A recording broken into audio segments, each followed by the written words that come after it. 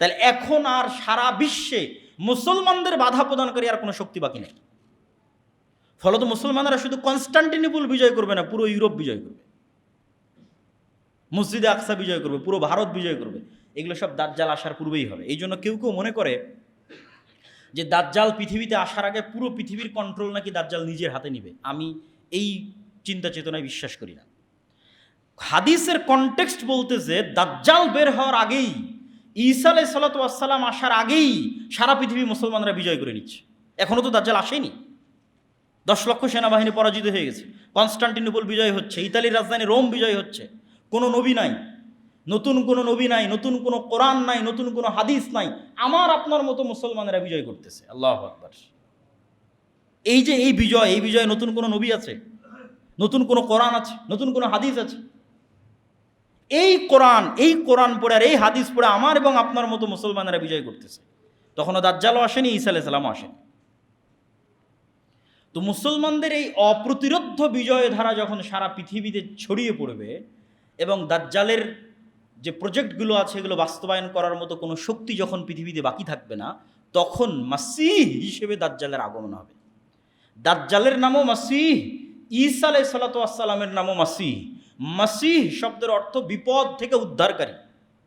দুইজনই মাসীহ, একজন সত্য মাসীহ, একজন মিথ্যা মাসীহ, একজন ধোকাওয়ালা মাসীহ আর একজন সত্যিকারের অর্থে মাসীহ। তাহলে দাজ্জাল বিপদ থেকে উদ্ধার করবে কাদেরকে? ও তো মাসীহ, ওকে তো কাউকে না কাউকে বিপদ থেকে উদ্ধার করতে হবে। তো বিপদে না পড়লে উদ্ধার করবে কিভাবে? তথা যত বাতিল শক্তি আছে সকল বাতিল শক্তি বিপদে পড়ে গেছে। ওই যে মুসলমানরা সারা পৃথিবী বিজয় করে নিচ্ছে। তো এখন দাজ্জালকে নিজেকেই বের হতে হবে বিপদ থেকে বাঁচানোর জন্য, ইহুদি এবং খ্রিস্টানদেরকে। এই জন্য সে মাসীহ। আর সত্যিকার অর্থেই দাজ্জাল যখন বের হবে তখন সে ইহুদিদের মাসীহ হিসেবে বের হবে। এবং আজকের মুসলমানেরা যারা এই মালহামা বিজয় করলো, যারা কনস্টান্টিনোপল বিজয় করলো, যারা ইতালি বিজয় করলো, মসজিদে আকসা, ভারত ইত্যাদি সব বিজয় করলো, সারা পৃথিবী তাদের কন্ট্রোলে, তারা এক দিনে, এক সেকেন্ডে দাজ্জালের আবির্ভাবের মাধ্যমে সকল ক্ষমতা হারিয়ে ফেলবে। একদিনে, এক সেকেন্ডে সকল ক্ষমতার কেন্দ্রবিন্দু চলে যাবে দাজ্জালের হাতে। কেন? সে অতি অলৌকিক, অতি এক্সট্রা অর্ডিনারি পাওয়ার দিয়ে আল্লাহ সুবহানাহু ওয়া তাআলা তাকে পাঠাবে। দাজ্জালের এই বিশ্বাসকে বাইবেলের প্রফেসিতে বলা হয়েছে অ্যান্টিক্রাইস্ট। 3টা ধর্মই, ইহুদি, খ্রিস্টান এবং মুসলমান, 3টা ধর্মই বিশ্বাস করে কিয়ামতের পূর্ব মুহূর্তে একজন মাসীহ উদ্ধারকারী আসবেন। খ্রিস্টানেরা তো এ পর্যন্ত বিশ্বাস করে যে ঈসা আলাইহিস সালাম আসবেন, কিন্তু খ্রিস্টানদের ঈসা আলাইহিস সালাম আসার আমাদের ঈসা আলাইহিস সালামের আসার মধ্যে পার্থক্য কি? খ্রিস্টানেরা বিশ্বাস করে ঈসা আলাইহিস সালাম মারা গেছেন, পুনরুজ্জীবিত হয়ে আসবেন। আর আমাদের বিশ্বাস যে ঈসা আলাইহিস সালাম মারা যাননি, আল্লাহ আকাশে উঠিয়ে নিয়েছেন, আবার পাঠাবেন। কিন্তু খ্রিস্টানরাও জানে যে ঈসা আলাইহিস সালাম আসবে। এবং আজকের খ্রিস্টানদের সাথে ইহুদিদের যে ঐক্য, এই ঐক্যের পিছনের লজিকটা কি জানেন? যেখানে ইহুদিরা বিশ্বাস করে মারিয়াম আলাইহিস সালাতু ওয়াস সালাম হচ্ছেন নাউজুবিল্লাহ ব্যভিচারিণী এবং ঈসা আলাইহিস সালাতু ওয়াস সালাম হচ্ছেন অবৈধ সন্তান, নাউজুবিল্লাহ, সেখানে তো খ্রিস্টানদের সাথে ইহুদিদের মার কাট সম্পর্ক হওয়ার কথা। তা না হয় ওরা আজকে জোট হয়ে গেল কি করে? আজীবন এদের মধ্যে মার কাট সম্পর্ক ছিল। তো এটার ব্যাখ্যায় অনেকেই লিখেছেন যে খ্রিস্টানরা বিশ্বাস করে যতদিন আমরা ইহুদিদেরকে জেরুজালেমে প্রতিষ্ঠিত না করতে পারবো ততদিন অ্যান্টিক্রাইস্ট আসবে না, আর যতদিন অ্যান্টিক্রাইস্ট আসবে না ততদিন ঈসা আলাইহিস সালাম আসবে না। ফলত ইহুদিদেরকে হেল্প করে এদেরকে জেরুজালেমে একত্রিত করো, তাহলে অ্যান্টিক্রাইস্ট আসবে, অ্যান্টিক্রাইস্ট আসলে ঈসা আলাইহিস সালাম আসবে। এগুলো আমার যে একটা লম্বা বিস্তারিত ভিডিও আছে এই কিয়ামতের পূর্ব মুহূর্তের ফিতনা সম্পর্কে আল ইতিসাম টিভিতে, সেখানে আরও বিস্তারিত বলা আছে। তো জুমার খুতবাতে এত সময় পাওয়া যাচ্ছে না। তো আমরা চলে আসলাম দাজ্জালের পয়েন্টে। মুসলমানদের এই যে ধারাবাহিক বিজয়, এই বিজয়ের পরিপ্রেক্ষিতে এবার দাজ্জাল বের হবে। দাজ্জাল সম্পর্কে রাসূলুল্লাহ সাল্লাল্লাহু আলাইহি ওয়াসাল্লামের 2টা হাদিস না বললেই নয়। একটা হাদিস হচ্ছে তামিম আদ-দারির হাদিস, যে একদিন আল্লাহর নবী মসজিদে নববীতে সব মানুষকে সালাতের বলেছে বসো। আজকে আমি তোমাদেরকে নিজে থেকে কোনো হাদিস শোনাতে আসিনি, আজকে আমি এমন এক হাদিস শোনাবো যে হাদিস তামিম আদ-দারি আমাকে শুনিয়েছে। যেই হাদিসের কথা আমি তোমাদের বলতাম, আমি তোমাদের দাজ্জালের গল্প শোনাতাম, আজ তামিম আদ-দারির মুখে তোমরা শোনো দাজ্জালের গল্প। তামিম আদ-দারি আমাকে শোনাচ্ছে, সে তামিম আদ-দারি এসে রজুলান নাসরানিয়ান বায়া ওয়া আসলামা, সে তামিমার দাঁড়িয়ে এসে আগে আমার হাতে হাত রেখে ইসলাম গ্রহণ করেছে, বায়াত করেছে, তারপরে ঘটনা শুনিয়েছে। এখন সেই ঘটনা আমি তোমাদের শোনাচ্ছি যে তামিমার দাঁড়িয়ে লাখম এবং জুজাম এই দুইটা গোত্রকে নিয়ে নৌকাতে করে, জাহাজে করে, পানি জাহাজে করে আরোহণ করেছিল 1 মাস। লাইবা বিহিমুল মাউজ, সমুদ্রের ঝড় বৃষ্টি বাতাসে কোন দিকে জাহাজ যাচ্ছে বুঝতে পারে না। 1 মাস পর যখন জাহাজ থেমেছে তখন একটা দ্বীপে গিয়ে ভিড়েছে। সেই দ্বীপে যখন তারা নামে তখন দেখে দাব্বাতুন, একটা প্রাণী, যেই প্রাণী এত বেশি লোমে ঢাকা যে লা ইউদরা লা ইউরাফু কুবুলুহু মা কুবুলুহু মিন দুবুরিহি লিকাসরাতি শারি, অতিরিক্ত চুল দিয়ে ঢাকা থাকার কারণে মুখ কোন দিকে আর পিছন কোন দিকে তা বোঝা যাচ্ছে না। তখন আমরা বললাম ওয়াইলাক, তোমার ধ্বংস হোক, মা আনতি, কে তুমি? তো বলে ও উত্তরে বলে আনাল জাসাস, আমি হচ্ছে গোয়েন্দা। তো প্রাণী কথা বলতেছে, পশু প্রাণী কথা বলতেছে, এইটাতে আশ্চর্য হয়ে তারা মনে করছে তো জিন। আমরা তো কোনোদিন কোনো গরু ছাগলকে কথা বলতে দেখিনি, বাঘ মহিষ ভেড়াকে কথা বলতে দেখিনি, তো একটা প্রাণীর মতো আকৃতি, এ কথা বলে কিভাবে? তো কিয়ামতের পূর্ব মুহূর্তে আর একটা আলামত আছে দাব্বাতুল আরজ বের হওয়ার, যে প্রাণী কথা বলবে, এবং এটা অসম্ভব কঠিন কিছু না। মানুষের তৈরি এআই, আর্টিফিশিয়াল ইন্টেলিজেন্স কথা বলতেছে সবসময় আপনার সাথে, চ্যাট জিপিটি, জেমিনি। তো আল্লাহ সুবহানাহু ওয়া তাআলার তৈরি, যার মধ্যে রূহ আছে, ওর মধ্যে তো রূহ আছে। গরু ছাগল মহিষ ভেড়া কথা বলতে পারবেন? আল্লাহ কথা বলার তৌফিক দিলে কথা বলতে পারবে, অস্বাভাবিক অসম্ভব কিছু না। তো তাকে আমরা বললাম তুমি মনে হয় জিন। তো বলে তাহলে আশেপাশে একজন মানুষ আছে, তোমাদের অপেক্ষা আছে, সেখানে যাও। আমি দ্রুত শর্টকাটে শেষ করে দিচ্ছি। আমরা তাড়াহুড়া করে তার কাছে গেলাম, গিয়ে দেখে আযামু ইনসানিন, বিশাল দেহের একটা মানুষ। এই জায়গায় অনেক নাস্তিক যুক্তি উত্থাপন করেছে যে এত বিশাল দেহের দাজ্জাল মানুষ আবার কীভাবে হতে পারে, যেখানে রাসূল সাল্লাল্লাহু আলাইহি ওয়াসাল্লাম বলছেন আমাদের পিতা আদম আলাইহিস সালাতু ওয়াস সালাম 60 দেরা, 60 হাত। 60 হাত মানে 10 তলার সমান উঁচু। তা আদম আলাইহিস সালাতু ওয়াস সালাম যদি 10 তলার সমান উঁচু হতে পারে, তো তার সন্তান দাজ্জাল বড় হতেই পারে। আমরা না হয় সাইজে খাটো হয়ে গেছি, তার মানে দাজ্জাল বড় হবে না, এটা অস্বীকার করার কোনো ওয়ে নাই, যেখানে আদম আলাইহিস সালাম নিজেই 10 তলার সমান উঁচু। এবং জান্নাতে যখন মানুষ যাবে তখন আদম আলাইহিস সালাতু ওয়াস সালামের আকৃতির হবে, পিতার আকৃতিতে মানুষ জান্নাতে প্রবেশ করবে। তো আমরা, আমাদের দেখে সে জানতে চাইলো, তাকে রশি দিয়ে বাঁধা আছে, লোহার জিঞ্জির দিয়ে বাঁধা আছে। জানতে চাইলো আমরা কারা। আমরা বললাম আমরা এই। তারপরে সে 3টে প্রশ্ন করলো যে নাখাল বাইসান সম্পর্কে বলো, আইনে জোগার সম্পর্কে বলো, বহাইরা তাবারিয়া সম্পর্কে বলো, নাবিয়ুল উম্মিন সম্পর্কে বলো। বহাইরা তাবারিয়াকে ইংরেজিতে বলা হয় লেক অফ টাইবেরিয়া অথবা সি অফ গ্যালিলি। এটা ইসরায়েলের সীমানার অন্তর্ভুক্ত এখন। এবং বাইবেলের প্রফেসি অনুযায়ী, তাওরাতের প্রফেসি অনুযায়ী ঈসা আলাইহিস সালাতু ওয়াস সালাম যত মুজিজা দেখাতেন তার বেশিরভাগ এই সি অফ গ্যালিলির আশেপাশে দেখাতেন। এই জন্য সারা ইউরোপ এবং আমেরিকা থেকে এই sea of Galilee, lake of Tiberias দেখার জন্য খ্রিস্টানরা আসে, ভিজিট করতে আসে। তো বলে ওখানে কি পানি আছে? তো বলে হ্যাঁ আছে। তো বলে অচিরেই সেখানে একদিন পানি থাকবে না। নাখল বাইসান সম্পর্কে বলো। বাইসান এই শহরটাও বর্তমান ইসরায়েলের সীমানার অন্তর্ভুক্ত একটা শহর। বর্তমান হিব্রু নাম হচ্ছে বাইত শিয়ান।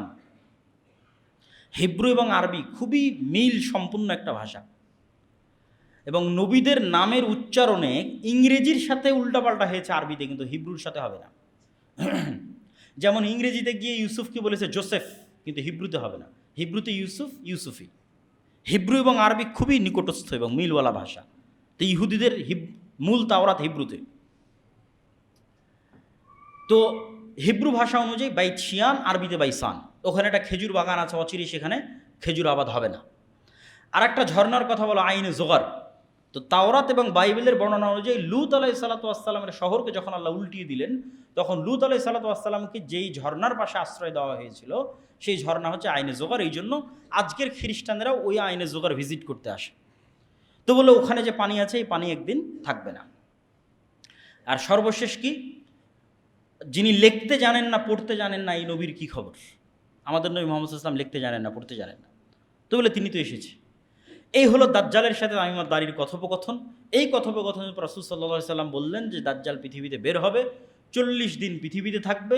তার প্রথম দিন হবে 1 বছর, দ্বিতীয় দিন হবে 1 মাস, তৃতীয় দিন হবে 1 সপ্তাহ, আর চতুর্থ দিন থেকে বাকি 37 দিন হবে স্বাভাবিক দিন। তথা ইন টোটাল 1 বছর 2 মাস 14 দিন পৃথিবীতে অবস্থান করবে দাজ্জাল। কিভাবে দাজ্জালের আসার পর একদিন 1 বছরের সমান হবে আল্লাহ সুবহানাহু ওয়া তাআলা ভালো জানেন। কিন্তু আল্লাহ সুবহানাহু ওয়া তাআলার মূলনীতি অনুযায়ী পৃথিবী পরিচালনায় আল্লাহর সুন্নাত যদি মানুষ অ্যানালাইসিস করে, তাহলে দেখবে যে আল্লাহ সুবহানাহু ওয়া তাআলা সাধারণত হুট করে কিছু করেন না, ঘটনার পরিপ্রেক্ষিতেই ঘটনা ঘটতে থাকে, এটাই নিয়ম। তথা ইউসুফ আলাইহিস সালাম কুয়ায় পড়ে গেছে, তো আল্লাহ জিবরাইলকে পাঠাবেন যে যাওয়াকে কুয়া থেকে বাঁচাও, সাধারণত আল্লাহ এরকম করেন না। ওইটা একটা ঘটনার প্রেক্ষিতে আল্লাহ ইউসুফকে বাঁচাবেন। একদল ব্যবসায়ী ওদিক দিয়ে যাচ্ছে, ওদের পানির দরকার হচ্ছে, পানি উঠানোর জন্য কুয়াতে বালতি ফেলতেছে, সেই বালতির সাথে ইউসুফ আলাইহিস সালাম উঠে আসতেছে, ঘটনার মাধ্যমে আল্লাহ তাকে বাঁচাচ্ছেন। যখন মানুষ ইউসুফ আলাইহিস সালামকে জেলে দিয়ে দিল, তো জেলের দরজা ভেঙে, জেলের গেট ভেঙে ফেরেশতা পাঠিয়ে ইউসুফকে বের করা, এটা আল্লাহর জন্য তো কিছুই নয়। কিন্তু ইউসুফ আলাইহিস সালামকে জেল থেকে বের করা হবে অত্যন্ত ধারাবাহিক একটা ঘটনা পরিক্রমায়। বাদশা স্বপ্নে দেখবে, সেই স্বপ্নের ব্যাখ্যা কেউ জানে না, কে জানে? ইউসুফ জানে। ইউসুফকে ডাকো, স্বপ্নের ব্যাখ্যা করতে গিয়ে তাকে মুক্তি দিয়ে দিচ্ছে। সাধারণত আল্লাহ সুবহানাহু ওয়া তাআলা লাতিফ, তিনি যা কিছু করেন সূক্ষ্মভাবে করেন, হুট করে হুমজিকেল আল্লাহ সুবহানাহু ওয়া তাআলা সাধারণত করেন না। আল্লাহ চাইলে করতে পারেন, যে এখনও আল্লাহ সুবহানাহু ওয়া তাআলা চাইলে করতে পারেন যে সূর্যকে থামিয়ে দিলেন, একদিন 1 বছরের সমান হয়ে যাবে। ইউশা বিন নুন যখন জেরুজালেম বিজয় করে, তখন আল্লাহ সূর্যকে থামিয়ে দিয়েছিলেন জেরুজালেম বিজয়ের জন্য, সহিহ হাদিস। কিন্তু ঘটনার ধারাবাহিকতায় ঘটবে এটার সম্ভাবনা বেশি, তথা দাজ্জালের আগমনটাই এত ব্যতিক্রম, যে ব্যতিক্রম ঘটনার সামাল দিতে গিয়ে আসমান এবং জমিনের যে ধারাবাহিক প্রক্রিয়া আছে, নিজাম আছে, সিস্টেম আছে, এই সিস্টেমকে ওই ধাক্কা সামাল দিতে গিয়ে অটোমেটিক সূর্যকে একদিন হবে 1 বছরের সমান, তারপরের দিন হবে 1 মাসের সমান, তারপরের দিন হবে 1 সপ্তাহের সমান, তারপরে ধারাবাহিক স্বাভাবিক হয়ে যাবে। সেইটা কি ঘটনা আল্লাহ সুবহানাহু ওয়া তাআলা ভালো জানে। সেই ঘটনার বিষয়ে আমরা বলতে পারবো না যে সেটা কি ঘটনা, কিন্তু দাজ্জালের আগমনটাই এত ব্যতিক্রম হবে। রাসূল সাল্লাল্লাহু আলাইহি সাল্লাম তার দ্রুততার সম্পর্কে বলছেন, গাইসিন ইস্তাদবারাতুর রিহ, আকাশে ঝড়ের সময় মেঘমালা যত দ্রুত চলে, দাজ্জাল অত দ্রুত চলবে। তা আল্লাহ নবী কেনই বা মেঘের উদাহরণ দিলেন, আর কেনই বা ঝড়ের উদাহরণ দিলেন? রাসূল সাল্লাল্লাহু আলাইহি সাল্লাম তো আর জানতেন না যে আকাশে বিমান উড়ে, আকাশে রকেট উড়ে, তাও জানতেন না। কিন্তু উদাহরণ দিচ্ছেন কি, মেঘমালা ঝড়ের সময় যত দ্রুত চলে, দাজ্জাল সেইভাবে চলবে। তো দাজ্জালের মেঘমালা চলা বেশি আশ্চর্যের না সুলাইমান আলাইহিস সালাতু ওয়াস সালামের সিংহাসন বাতাসের আদেশে, তার আদেশে বাতাস অধীনস্থ থাকতো আর আকাশে উঠতো, ওইটা বেশি আশ্চর্যের। যেগুলো আগে ঘটে গেছে এগুলো বেশি আশ্চর্যের, আর যেগুলো পরে ঘটবে বলা হচ্ছে এগুলো অত আশ্চর্যের নয়। তথা দাজ্জাল আকাশে উড়বে অথবা আকাশে তার ওরকম কোনো যন্ত্র থাকবে, আল্লাহ আলাম, আল্লাহ ভালো জানে কি হবে, কিন্তু তার গতির কথা বলা হচ্ছে, ওইটা বেশি আশ্চর্যের না সুলাইমান আলাইহিস সালাতু ওয়াস সালাম যেটা ঘটিয়েছেন ওইটা বেশি। সুলাইমান আলাইহিস সালাম তো বেশি আশ্চর্য, ওটা তো অতীতে ঘটেই গেছে। তো দাজ্জাল রাসূল সাল্লাল্লাহু আলাইহি ওয়াসাল্লাম বলছেন ইরাক এবং শামের নগরীর মধ্যে দিয়ে হাঁটবে, কোনো অঞ্চলে গিয়ে বলবে এই তোমরা আমার প্রতি ঈমান আনো, তো বলে ঈমান আনবে, সারা পৃথিবীর সব ধন সম্পদ ওদের পিছনে ছুটবে। কোনো এক শহরে গিয়ে বলবে ঈমান আনো, আনবে না, আসমান জমিন সব বৃষ্টি বর্ষণ বন্ধ করে দিবে, পৃথিবী ঘাস পাতা উৎপন্ন করবে না, খাবে কি? আগে থেকে যে ফার্নিচার আছে কাঠের, এগুলো চাবিয়ে চাবিয়ে খাবে, জ্বালিয়ে জ্বালিয়ে খাবে। রাসূল সাল্লাল্লাহু আলাইহি ওয়াসাল্লাম হাদিসে বলছেন ধনুক তীর সেগুলো থেকে মানুষ খাবার অন্বেষণ করবে ঈমান বাঁচাতে গিয়ে। ভয়ঙ্কর ভয়াবহ অবস্থা। এবার এই ভয়ঙ্কর ভয়াবহ অবস্থা থেকে বাঁচাতে ঈসা আলাইহিস সালাম আসবেন। তাহলে ঈসা আলাইহিস সালামও মাসিহ, বিপদ থেকে উদ্ধারকারী। কাদেরকে বিপদ থেকে উদ্ধার করতেছেন? বিপদগ্রস্ত মুসলমানদেরকে বিপদ থেকে উদ্ধার করতেছেন। দাজ্জালও মাসিহ, কাদেরকে বিপদ থেকে উদ্ধার করছে? ইহুদি খ্রিস্টানদের বিপদ থেকে উদ্ধার করতেছে। এবার ঈসা আলাইহিস সালামও ওই এক্সট্রা অর্ডিনারি, অতি অলৌকিক ক্ষমতা নিয়ে আসবেন। স্বাভাবিক মানুষের পক্ষে দাজ্জালের মোকাবেলা করা সম্ভব নয়। আল্লাহ ঈসা আলাইহিস সালামকে সেই অলৌকিক ক্ষমতা দিয়ে পাঠাবেন, যেটা তিনি দাজ্জালকে মোকাবেলা করতে পারবেন। সেটা কেমন পাওয়ারফুল? রাসূল সাল্লাল্লাহু আলাইহি ওয়াসাল্লাম বলছেন ঈসা আলাইহিস সালামের নিঃশ্বাস যত দূর যাবে, কোনো কাফের যদি থাকে নিঃশ্বাসে মারা যাবে। আল্লাহু আকবার! কি অলৌকিক ক্ষমতা নিয়ে তিনি আসবেন। দাজ্জালকে তাকে হত্যা করতে হবে না, যদি শুধু দেখে ইয়াজুবু কামা ইয়াজুবুল মা, লবণ পানিতে দিলে যেভাবে গলে যায় দাজ্জাল সেভাবে গলে যাবে। কিন্তু তারপরও ঈসা আলাইহিস সালাম তাকে হত্যা করবেন এবং রক্ত মানুষকে দেখাবেন যে তাকে হত্যা করেছে। এবার ঈসা আলাইহিস সালাম আসলেন দামেস্কে। ঈসা আলাইহিস সালাম দাজ্জালকে হত্যা করলেন, মুসলমানদেরকে মুক্তি দিলেন। এবার যেই ঈসা আলাইহিস সালাম পৃথিবীর সবচেয়ে ভয়াবহ ফিতনা মোকাবেলা করলেন, যেই ফিতনা ওই মুজাহিদরা মোকাবেলা করতে পারছিল না, যারা সারা পৃথিবী বিজয় করে নিয়েছে। মালহামাতে বিজয় হয়েছে 10 লক্ষ সেনাবাহিনীর বিরুদ্ধে, কনস্টান্টিনোপল বিজয় করেছে, ইতালি বিজয় করে, ওরা পারছিল না দাজ্জালের মোকাবেলা করতে। সেই দাজ্জালের মোকাবেলা করলেন ঈসা আলাইহিস সালাম। এবার এই ঈসা আলাইহিস সালামকে আল্লাহ বলবে, ঈসা আমার এবার এমন কিছু বান্দা বের হবে যাদের সাথে তুমিও মোকাবেলা করতে পারবে না, অতএব তুমি মুমিনদের নিয়ে তুর পাহাড়ে আশ্রয় নাও। এরা হচ্ছে ইয়াজুজ এবং মাজুজ। ইয়াজুজ এবং মাজুজের সংখ্যাধিক্য সম্পর্কে বলতে গিয়ে রাসূল সাল্লাল্লাহু আলাইহি সাল্লামের একটা সহিহ হাদিস, রাসূল সাল্লাল্লাহু আলাইহি সাল্লাম বলছেন আদম সন্তানের প্রত্যেক 1099 জন জাহান্নামে যাবে। সাহাবীরা হতভম্ব যে 1099 জাহান্নামে গেলে আমিও জাহান্নামে, 1099 জন, তাহলে আমার তো আর চান্স নাই জান্নাতে যাওয়ার। তো রাসূল সাল্লাল্লাহু আলাইহি সাল্লাম তাদেরকে আশ্বস্ত করলেন, টেনশনের কিছু নাই, এই 999-এর বেশিরভাগই ইয়াজুজ মাজুজ। এখন বেশিরভাগ মানে কত পার্সেন্ট তা রাসূল সাল্লাল্লাহু আলাইহি ওয়াসাল্লাম আর বলেননি। ধরলাম 900 জন, 999-এর 900 জন ইয়াজুজ মাজুজ, ধরলাম 999-এর 600 জন ইয়াজুজ মাজুজ। তাহলে 600 জন 900 জনও যদি ইয়াজুজ মাজুজ হয়, তাহলে ইয়াজুজ মাজুজের সংখ্যা কত হতে হবে? আদম থেকে না কিয়ামত পর্যন্ত যা মানুষ আসবে তার 900 গুণ। এখনকার 600 কোটির 900 গুণ নয়, এখন যে 600 কোটি বেঁচে আছে আর 900 গুণ নয়, আদম থেকে না কিয়ামত পর্যন্ত যা মানুষ হবে তার 900 গুণ হতে হবে ইয়াজুজ মাজুজকে। তবে এই হিসাব মিলবে যে 1999-এর বেশিরভাগ জাহান্নামী ইয়াজুজ মাজুজের, নাহলে হিসাব মিলবে না। তো ইয়াজুজ মাজুজ কোথায় আছে? এত বিশাল সংখ্যক ইয়াজুজ মাজুজ, দাজ্জাল কোথায় আছে? এটা নিয়ে কিন্তু অনেক প্রশ্ন মানুষের মনের মধ্যে তৈরি হয় এবং নাস্তিকরা কিন্তু তৈরি করে। এটার 2-3টা উত্তর দিয়ে এবং দাজ্জালের ফিতনা থেকে কিভাবে বাঁচবো সেটা বলে বক্তব্য শেষ করে দেব। ইয়াজুজ মাজুজ দাজ্জাল কোথায় আছে? দেখেন, আমি আবারও বলছি, এখন যা ঘটনার কথা বলা হচ্ছে কিয়ামতের পূর্ব মুহূর্তে, তার চেয়ে ভয়াবহ ঘটনা আগে ঘটে গেছে। এই জন্য বলা হয়েছে দাজ্জালের ফিতনা থেকে বাঁচতে সূরা কাহাফ পড়ো। কেননা সূরা কাহাফে যেই ঘটনাগুলো আছে, এই ঘটনা পৃথিবীর ইতিহাসে সবচেয়ে ব্যতিক্রম ঘটনা। সূরা কাহাফে আছে খিজির আলাইহিস সালাতু ওয়াস সালামের ঘটনা, মুসা আর খিজির। সূরা কাহাফে আছে আসহাবে কাহাফের ঘটনা। সূরা কাহাফে আছে যুলকারনাইন আর ইয়াজুজ মাজুজের ঘটনা। সূরা কাহাফের মধ্যে আছে 2 ভাইয়ের ঘটনা যারা বাগান নিয়ে, মানে 2 জনই মোটামুটি ধনী ছিল। একজন বেশি টাকা পয়সার কারণে খুব অহংকার করবে, তার এগুলো আবার কোনোদিন নষ্ট হয় নাকি, ধ্বংস হয় নাকি, কিয়ামতকে অস্বীকার করেছে। আল্লাহ সব রাতের মধ্যে ধ্বংস করে দিয়েছে। তো এই 4টে ঘটনা আছে সূরা কাহাফের মধ্যে। এই সূরা কাহাফের এই ঘটনাগুলো কিয়ামতের পূর্ব মুহূর্তে যা ঘটবে তার চেয়ে বেশি আশ্চর্যের। যেমন আসহাবে কাহাফের কথা বলা হচ্ছে যে তোমরা যদি ওদের দেখো তাহসাবুহুম আইকাযা, তোমরা মনে করবে এরা জেগে আছে, জাগ্রত মানুষ, অথচ ওরা ঘুমন্ত আছে। এমনভাবে আমি তাদের রেখেছিলাম। 309 বছর তাদের উপর দিয়ে অতিক্রম হয়ে গেছে, তারা মনে করছে আমরা তো কিছুক্ষণ ঘুমিয়েছিলাম। সময়ের আপেক্ষিকতা বলেন অথবা যেটাই বলেন, অনেক রহস্য এই আসহাবে কাহাফের ঘটনার মধ্যে লুকিয়ে আছে। আবার মুসা এবং খিজির আলাইহিস সালাতু ওয়াস সালাম সফর করছেন। মুসা ইসলাম বললেন আমি সবচেয়ে জ্ঞানী, আল্লাহ বললেন তোমার চেয়ে জ্ঞানী এক বান্দা আছে, সাক্ষাৎ করতে চাও? আল্লাহ বললেন না, অমুক শহর, অমুক নগরী, অমুক গ্রামে যাও। বললেন একটা মাছ ভেজে নাও, এই সমুদ্রের ধার দিয়ে চলতে থাকো, মাছ যেখানে জীবিত হয়ে যাবে সেখানে পাবা। তো মাছ এক জায়গায় জীবিত হয়ে সমুদ্রে চলে গেল।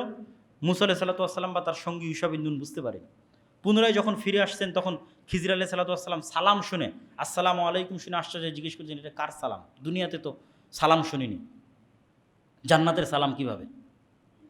তারপরে খিজির আলাইহিস সালাতু ওয়াস সালাম যা যা ঘটাচ্ছেন একটাও ফিজিক্সের রুলস অনুযায়ী চলে না।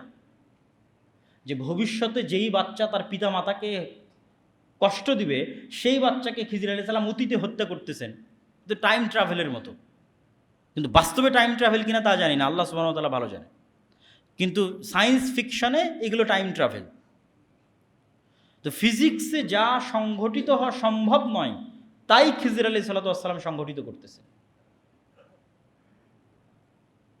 তারপরে খিজির আলাইহিস সালাতু ওয়াস সালামের সাথে বিচ্ছেদ হয়ে গেল। খিজির আলাইহিস সালাম কোথায় ছিলেন, কোথায় থেকে আসলেন? যুলকারনাইন এক লম্বা সফর করলো 3 দিকে। এক সফরে গিয়ে ইয়াজুজ মাজুজকে পেল, তাদেরকে দেওয়াল দিয়ে আটকে দিল। তাহলে ইয়াজুজ মাজুজ কিয়ামতের সময় আসবে, ওটার চেয়ে বেশি আশ্চর্যের যে এত বিশাল সংখ্যক ইয়াজুজ মাজুজকে যুলকারনাইন কোথায় পেল আর কোথায় আটকে রাখলো। তাহলে ঘটনা তো আগেই ঘটেছে। তো এটার উত্তর হচ্ছে আল্লাহ সুবহানাহু ওয়া তাআলা, 1 নম্বর উত্তর, আল্লাহু আলা কুল্লি শাইইন কাদির, আল্লাহ সকল কিছুর উপর ক্ষমতাবান। তিনি আমাদের সাথে এই মসজিদে এখন ফেরেশতারা বসে আছে, ফেরেশতাদের আমরা দেখতে পাই না। এই মসজিদের মধ্যে যদি একটা পাখি ছেড়ে দেন, ওই কাঁচে গিয়ে বাড়ি খাবে, জানালা খুঁজে পাবে না। কুকুর আমাকে যেভাবে দেখে আপনি আমাকে সেভাবে দেখেন না, আপনি আমাকে যেভাবে দেখেন কুকুর সেভাবে দেখে না। সাপের দৃষ্টি আমাকে দেখার আরও ভিন্ন। প্রত্যেকটা প্রাণীর আর একটা প্রাণীকে দেখার জগৎ ভিন্ন। মাছ যেই জগতে বসবাস করে ওই জগতে আমরা বসবাস করতেই পারবো না। মাছ পানির জগতে বসবাস করে, সেই জগতে পৃথিবীর আর কোনো সৃষ্টি বসবাসই করতে পারবে না। তাহলে মাছের জগতের চিন্তা চেতনা এবং রুলস ভিন্ন। তো এই জন্য একই পৃথিবীতে বসবাস করার পরও ডাইমেনশন আলাদা হলে পাশাপাশি থাকতে পারবে। জিনেরা আছে, ফেরেশতারা আছে, আল্লাহ সুবহানাহু ওয়া তাআলা সেভাবেও রাখতে পারে। ওয়া হুয়া আলা কুল্লি শাইইন কাদির। অথবা এটাও হতে পারে আল্লাহ সুবহানাহু ওয়া তাআলা বলছেন আমি 7 আসমান 7 জমিন সৃষ্টি করেছি। 7 আসমান সৃষ্টিতে যা সময় লেগেছে 7 জমিন সৃষ্টিতে তাই সময় লেগেছে, এবং 7 জমিনও আমার আদেশ ওহী অবতীর্ণ হয়। তো 7 জমিনের কোনো এক জমিনেও থাকতে পারে, কিন্তু নিশ্চিত করে বলা সম্ভব নয়। কিন্তু আপনি কোনো যুক্তি দিয়ে এটাকে খণ্ডন করতে পারবেন না যে আমি দেখতে পাচ্ছি না, আমার ক্যামেরা আমার প্রযুক্তির লেন্সের মধ্যে আসতেছে না, ফলত দাজ্জাল এবং ইয়াজুজ মাজুজ নাই, ফলত দাজ্জাল আমেরিকা, ফলত দাজ্জাল এআই, ফলত ইয়াজুজ মাজুজ মুখ না। আল্লাহ সুবহানাহু ওয়া তাআলা সর্বশক্তিমান। এরা আদমের সন্তান, দাজ্জালও আদমের সন্তান, ইয়াজুজ মাজুজও আদমের সন্তান। এটাই কোরআন এবং হাদিসের কথা। ফলত আদমের সন্তান হিসেবেই তাদের আবির্ভাব হবে। আল্লাহ সুবহানাহু ওয়া তাআলা তাদেরকে যেভাবে তার পক্ষে সম্ভব সেভাবে আল্লাহ সুবহানাহু ওয়া তাআলা তাদেরকে মানুষের থেকে আড়ালে রেখেছেন। যেভাবে সম্ভব হবে সেভাবে তাদের আবির্ভাব ঘটবে। ইয়াজুজ মাজুজের ফিতনার পরে ঈসা আলাইহিস সালাতু ওয়াস সালাম তুর পাহাড়ে যখন কোনো খাবার নাই, ওই সেম কষ্ট যে কষ্টে দাজ্জালের সময় মুসলমানেরা পড়েছিল, ওই সেম কষ্টে এবার নবী সহ মুমিনেরা পড়ে আছে। এবার ফায়ারগাবু নবিয়ুল্লাহ ঈসা ইলাল্লাহ, যেই নবীর হাতে দাজ্জালের পতন হলো, ওই নবী এবার আল্লাহর কাছে কাঁদতেছে খাবারের জন্য। হাদিস সহিহ। খাবারের ব্যবস্থা করে দেন, এই বিপদ থেকে উদ্ধার করেন। তাহলে বোঝা যাচ্ছে আল্লাহর সাহায্য ছাড়া কিছুই সম্ভব নয়। কে কত বড় ক্ষমতাশালী, কে কত বড় আল্লাহওয়ালা, কে কত বড় নবী, আল্লাহর সামনে অসহায়। ফাকির ইলা রাহমাতিল্লাহ, আল্লাহর দয়া করুণা এবং রহমতের মুখাপেক্ষী। এটাই আল্লাহ শিক্ষা দিচ্ছে। তোমার হাতে দাজ্জালকে হত্যা করালাম, এখন সেই ঈসা আল্লাহর কাছে কাঁদতেছে, ঈসা আলাইহিস সালাতু ওয়াস সালাম। তারপর আল্লাহ দোয়া কবুল করবেন এবং ইয়াজুজ মাজুজ কামাউতি নাফাসিন ওয়াহিদ, একটা মানুষ মারা গেলে যেমন হয় কোটি কোটি ইয়াজুজ মাজুজ একসাথে ওইভাবে মারা যাবে। আল্লাহ এমন এক রোগ দিয়ে দিবেন একসাথে, at a time, at a সেকেন্ডে সব ইয়াজুজ মাজুজ মারা যাবে। ঈসা আলাইহিস সালাতু ওয়াস সালাম তুর পাহাড় থেকে নেমে আসবেন, পৃথিবীতে বসবাস করার মতো কোনো জায়গা থাকবে না দুর্গন্ধে। আবার ঈসা আলাইহিস সালাতু ওয়াস সালাম আল্লাহর কাছে কান্নাকাটি করবে। হাদিসে বলা হচ্ছে মুমিন মুজাহিদের আল্লাহর কাছে কান্নাকাটি করবে, আল্লাহ এই বিপদ থেকে বাঁচাবে, পৃথিবী অনাবাদযোগ্য। আল্লাহ এক প্রকার উটের আকৃতি স্বরূপ এক প্রকার পাখি পাঠাবেন, যারা এগুলো সব লাশ তুলে নিয়ে গিয়ে এমন এলাকায় ফেলে দিবে যেখানে মানুষ বসবাস করে না, উত্তর মেরু, দক্ষিণ মেরু, সাইবেরিয়া, আল্লাহ ভালো জানে কোথায়। তারপরে এক বৃষ্টিতে সারা পৃথিবী ধুয়ে মুছে সাফ করে দেওয়া হবে এবং মানুষের বসবাস উপযোগী হবে। এবার জমিনকে বলা হবে তোমার মধ্যে যা রহমত বরকত আছে সব বের করে দাও। একটা বেদানা একটা বংশ খাবে, একটা গ্রাম খাবে, একটা গাভীর দুধ একটা গ্রাম খাবে, একটা এলাকা খাবে, একটা বংশ খাবে। রহমত এবং বরকতের কোনো অভাব হবে না, কোনো যুদ্ধ নাই, বিগ্রহ নাই, জুলুম নাই, অন্যায় নাই। এই শাসন চলবে 7 বছর, কোনো বর্ণনায় আছে 10 বছর। সব মুমিন মুসলিম ঈসা আলাইহিস সালাম সবাই মারা যাবে। তারপরে শিরারুন নাস, ফাসেক ফাজের মানুষেরা বেঁচে থাকবে। ওই যে আপনারা হাদিসে শোনেন কোরআন থাকবে না, আল্লাহর নাম নেওয়ার কেউ থাকবে না, মানুষ পশু পাখির মতো ওপেন খোলা মাঠে জেনায় লিপ্ত হবে। এগুলো হবে এখন, ঈসা আলাইহিস সালামের আগে নয়। ঈসা আলাইহিস সালামের আগে তো মানুষের ঈমান এই লেভেলে পৌঁছে যাবে যে 10 লক্ষ সেনাবাহিনীকে পরাজিত করে দিয়েছে নতুন নবী ছাড়া, নতুন কোরআন ছাড়া। আমার এবং আপনার মতো মুসলমানেরা পৃথিবী বিজয় করে নিচ্ছে। এবার শেষ কথা, সামারি কথা, যেটা বলে বক্তব্য শেষ করে দেব, সেটা কি? এই ফিতনা থেকে বাঁচবেন কিভাবে এবং এই ঘটনা থেকে শিক্ষা কি? বাঁচার রাস্তা বক্তব্যের শুরুতেই বলে দিয়েছি। 2টা ঈমান যত মজবুত হবে পৃথিবীর সকল ফিতনা থেকে আপনি তত বাঁচতে পারবেন। এক, পরকালকে যদি চোখে দেখতে পারেন, আর 2, আল্লাহর উপর ঈমান যদি মজবুত হয়। পুনরুত্থানের উপর বিশ্বাস যত মজবুত, জান্নাত জাহান্নামের উপর ঈমান যত মজবুত, পৃথিবীর সব ফিতনা মোকাবেলা করা তত সহজ। আসহাবুল উখদুদের ঘটনা আল্লাহ সূরা বুরুজের মধ্যে বলেছে। তাদেরকে বলা হলো কি, হয় ঈমান ছাড়ো, না হলে আগুনের মধ্যে ঢুকে পড়ো। তারা কিন্তু আগুনের মধ্যেই ঢুকে গেল। কুতিলা আসহাবুল উখদুদ, আগুনের মধ্যেই ঢুকে গেল, কিন্তু ঈমান পরিত্যাগ করেনি। তাহলে ওরা আগুনের মধ্যে ঢুকলো কেমনে? কেমনে সম্ভব? বিশ্বাস যখন এই মাত্রায় পৌঁছে গেছে যে এই আগুনই জান্নাত, আর আমার বাড়িতে যে এসি ফ্রিজ থাকার সুন্দর আরাম আয়েশ আছে, ওটাই জাহান্নাম। পরকালকে দেখতে পাচ্ছে, যে আমি যদি আগুনে ঢুকি তাহলে আগুনে ঢুকছি না জান্নাতে ঢুকছি? বলেন না কেন? আগুনে ঢুকছি না জান্নাতে ঢুকছি? জান্নাতে ঢুকতেছি। এই মাত্রার বিশ্বাস যেদিন অর্জন করতে পারবেন, পৃথিবীর সব ফিতনা থেকে আপনি মুক্ত হয়ে যাবেন। বিশ্বাসের মাত্রা হতে ওই লেভেল, যে এটা তো ওসিলা, এটা আমার জান্নাতে যাওয়ার ওসিলা। আমি আগুনে ঢুকতেছি না জান্নাতে যাওয়ার ওসিলা অবলম্বন করতেছি। ধরেন মৃত্যুকে আপনি ভয় পাচ্ছেন, তাহলে মৃত্যুকে যদি ভয় পান আপনি তো ফিতনা থেকে মুক্ত হতে পারবেন না। তাহলে মৃত্যু কি? এ জান্নাতে যাওয়ার ওসিলা, আমি তো জান্নাতে ঢুকতেছি, তাহলে মৃত্যু আপনার কাছে ইজি হয়ে যাবে। মরার জন্য সবসময় প্রস্তুত থাকবেন, কোনো ফিতনা আপনাকে আটকাতে পারবে না। ঠিক তেমনি ধন দৌলত দুনিয়াবি টাকা পয়সা আপনার পকেটে থাকতে পারে, কিন্তু যদি আপনার অন্তরে জায়গা করে নেয়, 1 টাকার প্রতি যদি ন্যূনতম লোভ আপনার থাকে অবৈধ, আপনি কিন্তু দাজ্জালের ফিতনা থেকে বাঁচতে পারবেন না। কেন? দাজ্জালের সময় সব টাকা পয়সা ধন দৌলত থাকবে দাজ্জালের অনুসারী, আর মুমিন মুসলিম মুজাহিদেরা থাকবে ফকির মিসকিন, খাবারেরও টাকা পয়সা নাই। তাহলে আজকের যারা ক্ষমতাধর, আজকের যারা টাকা পয়সাওয়ালা, এদের পিছিয়ে পিছিয়ে যখন আপনি ঘুরতেছেন তখন এটা মাথায় রাখতে হবে যে আপনি অবৈধভাবে যখন এটার পিছনে ঘুরতেছেন তাহলে আপনি দাজ্জালের ফিতনা থেকে বাঁচতে পারবেন না। কেন? আজকের 1 টাকার লোভ আপনি সামলাতে পারছেন না, ওই দিন আপনি ঈমান হারিয়ে ফেলবেন। কেন? ওই দিন সব টাকা পয়সা তো দাজ্জালের কাছে, সব ক্ষমতা তো দাজ্জালের কাছে। ওই দিন যে মৃত্যুকে অ্যাকসেপ্ট করে নেবে যে না খেয়ে মারা যাবো, কেননা এটাই আমার জান্নাতে যাওয়ার রাস্তা, ও ফিতনা থেকে বেঁচে যাবে।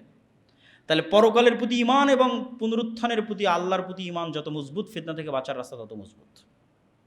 শেষ কথা কি? ঈসা আলাইহিস সালাতু ওয়াস সালামের আগমন, দাজ্জালের আগমন, ইমাম মাহদির আগমন, এগুলো বড় ঘটনা নয়। এগুলোর চাইতে বড় ঘটনা আগে ঘটে গেছে, সেটা হচ্ছে কোরআনের প্রেরিত হওয়া আর মুহাম্মদ সাল্লাল্লাহু আলাইহি ওয়াসাল্লামের প্রেরিত হওয়া। কেন এটা সবচেয়ে বড় ঘটনা বললাম? ঈসা আলাইহিস সালামও যখন আসবেন তখনও নতুন কোনো কোরআন আসবে না, ঈসা আলাইহিস সালামও এই কোরআনের উপরই আমল করবে। যেই মুসলমানরা সারা পৃথিবী বিজয় করলো ঈসা আলাইহিস সালাম আসার আগেই, দাজ্জাল আসার আগেই, এরাও নতুন নবীর সহযোগিতায়, নতুন কোরআনের সহযোগিতায়, নতুন হাদিসের সহযোগিতায় পৃথিবী বিজয় করবে না। এই কোরআন, এই হাদিস যেটা আমাদের কাছে আছে সেটা দিয়ে বিজয় করবে। তাহলে আসল ঘটনা আগেই ঘটে গেছে, এবং আমার এবং আপনার জন্য সামনে কাজ অপেক্ষা করতেছে, প্রোডাক্টিভিটি। অলস হয়ে বসে থাকা নয়। আর একটা স্বপ্ন দেখা, স্বপ্ন বিলাস, আসবে ইমাম মাহদী তখন বিজয় হবে না, আমার এবং আপনার মতো সাধারণ মুসলমানদের হাত দিয়ে বিজয় হবে এই কোরআন থেকে। তাহলে কাজ এখনই করতে হবে। রাসূল সাল্লাল্লাহু আলাইহি ওয়াসাল্লাম বলছেন, সূর্য যদি পশ্চিম দিকে উঠেও যায় আর তোমার হাতে যদি একটা বীজ থাকে তাহলে ওটা রোপণ করো। প্রোডাক্টিভিটি বন্ধ করা যাবে না, অলস বসে থাকার সুযোগ নেই। আল্লাহ সুবহানাহু ওয়া তাআলা আমাদেরকে এই বিষয়গুলোর উপর ঈমান রাখার এবং এই রকমের ফিতনা থেকে বাঁচার যে রাস্তাগুলো আছে সেগুলো অবলম্বন করার, এবং এই ঘটনাগুলো থেকে যেগুলো শিক্ষণীয় আছে সেগুলো আমাদের শিখার তৌফিক দান করুক। আল্লাহুম্মা আমিন।